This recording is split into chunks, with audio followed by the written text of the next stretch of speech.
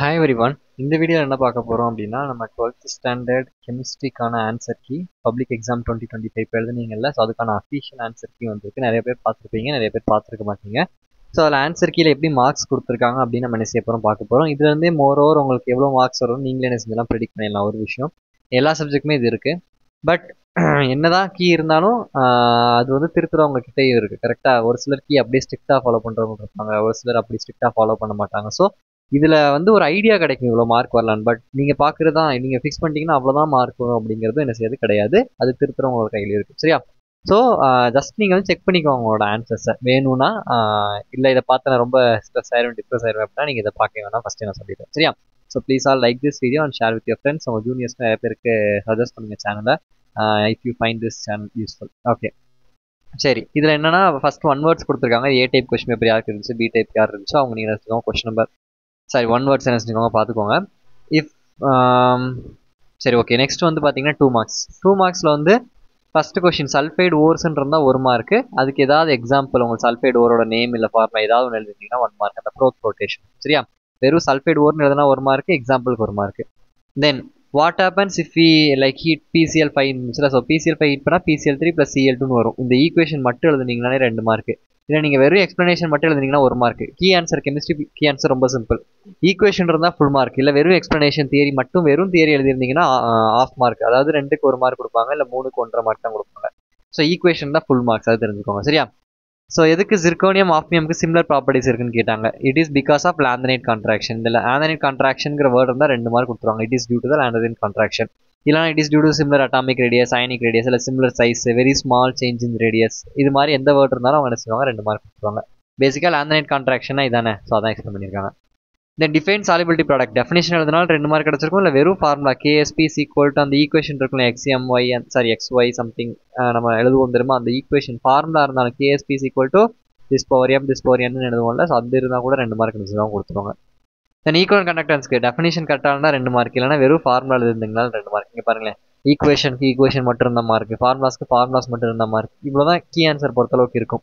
But நம்ம அப்படி எழுதி இருக்கக்கூடாது, நம்ம கொஞ்சம் நீட்டாக ப்ரெசென்ட் பண்ணுவோம். இப்போ definition plus formula, definition plus examples, இந்த மாதிரி எழுதிருந்தீங்கன்னா இன்னும் உங்களுக்கு மார்க் நல்லா பார்த்தோன்னே திருப்பிடுவாங்க. அதனால தான்.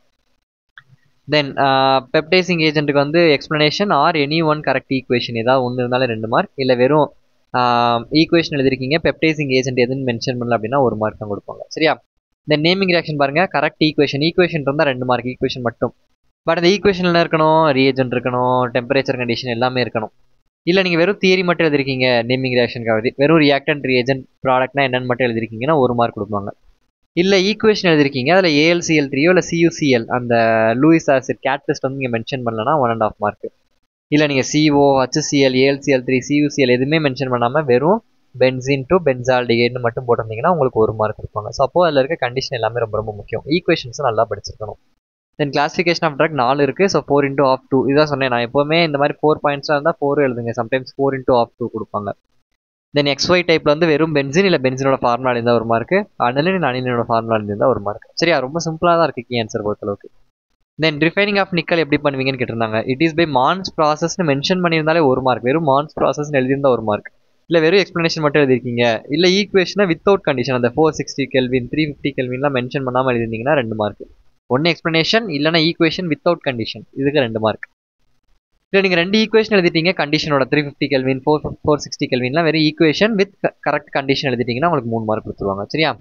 தென் bleaching action of sulphur dioxide 2 equation இருந்தால் 1.5 3 மார்க். இல்லைனா இந்த 3 எக்ஸ்ப்ளனேஷனுக்கும் என்ன செஞ்சிருப்பாங்க, 1 மார்க் 3 மார்க். ஸோ ஒன்று நீங்கள் இது தியரி கரெக்டாக எழுதிருக்கணும், இல்லைனா ப்ளீச்சிங் ஆக்ஷன் ஈக்குவேஷன் கரெக்டாக எழுதிருக்கணும்.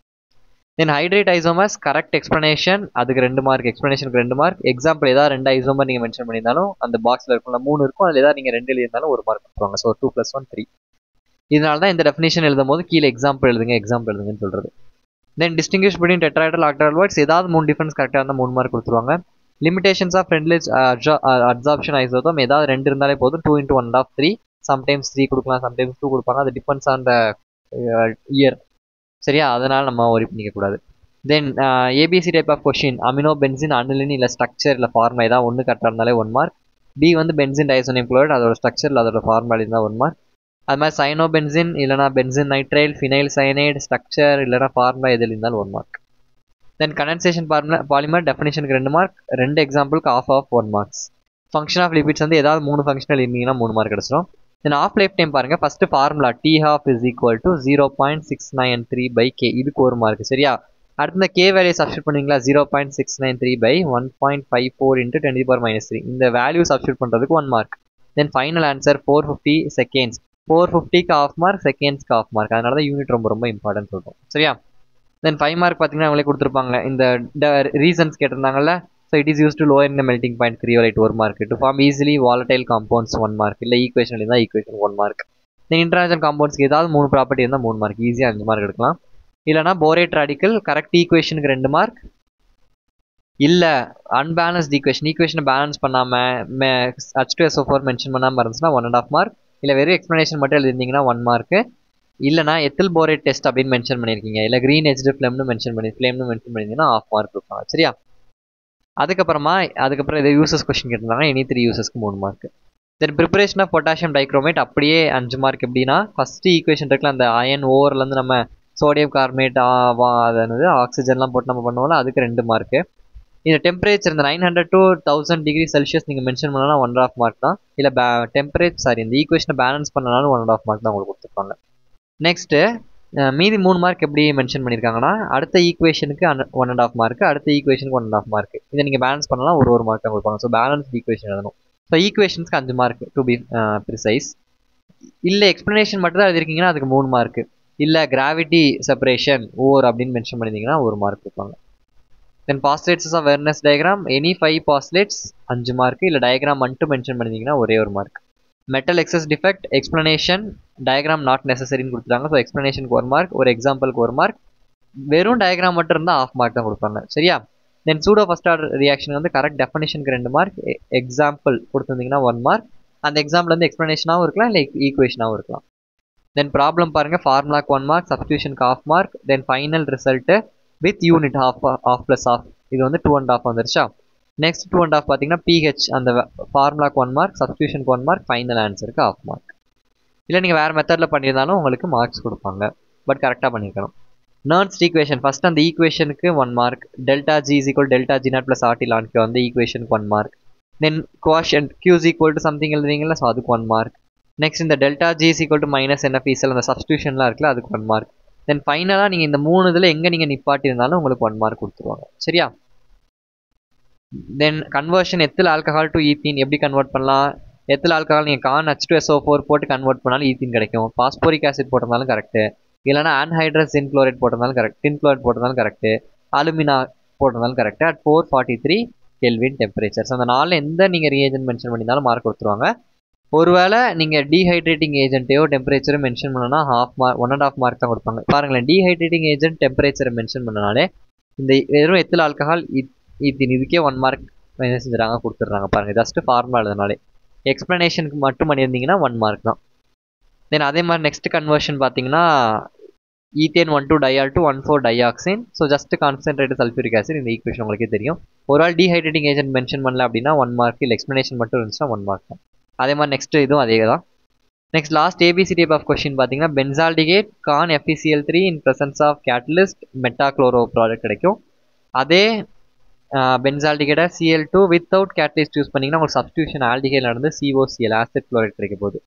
அப்போ இது இந்த 2 ஈக்குவேஷனுக்கு 1 மார்க். கடைசி ஏபிசி என்னன்னு கண்டுபிடிச்சதுங்கன்னா அதுக்கு 3 மார்க். ஸோ ஏங்கிறது பென்சால்டிகேட்னு எழுதிருக்கலாம், இல்லை ஃபினைல் மெத்தனால்னு எழுதிருக்கலாம், இல்லை இந்த ஸ்ட்ரக்சர் போட்டிருக்கலாம். இந்த 3ல் எது பண்ணியிருந்தாலும் 1 மார்க். அதே மாதிரி தான் பியும், அதே மாதிரி தான் சியும். சரியா? இதை இல்லை ஒருவேளை ஏபிசியை வந்து நீங்கள் ஈக்குவேஷன்லேயே மென்ஷன் பண்ணியிருந்தீங்க. இப்போ ஃபார் எக்ஸாம்பிள் எழுதும் போதே இது ஏ, இல்லை எழுதும் போதே இது பி, இது எழுதும் போது சின்னு நீங்கள் மென்ஷன் பண்ணியிருந்தீங்கன்னா இஃப் ஏபிசி மென்ஷன் இந்த கரெக்ட் ஈக்குவேஷன் இட் செல்ஃப், அப்போயும் 5 மார்க் உங்களுக்கு கொடுக்க சொல்லிட்டாங்க. பட் ஏபிசின்னு எடுத்து எழுதிருப்பீங்க. சரியா? ஸோ இதில் பார்த்தீங்கன்னா ரொம்ப மார்க் எங்கேயும் குறைக்கிற மாதிரி ஏரியாலாம் இல்லை. ஈக்குவேஷன்ஸ் கரெக்டாக எழுதிருந்தீங்கனாலே மார்க் கிடச்சிடும். So keys not that much ரொம்ப ஸ்ட்ரிக்டாக கீ கொடுக்கல, எப்போதும் போல தான் கொடுத்துருக்காங்க. ஸோ ஐ ஹோப் உங்களுக்கு யூஸ்ஃபுல்லாக இருந்திருக்கும்னு நினைக்கிறேன். We'll meet in the next video. Thank you.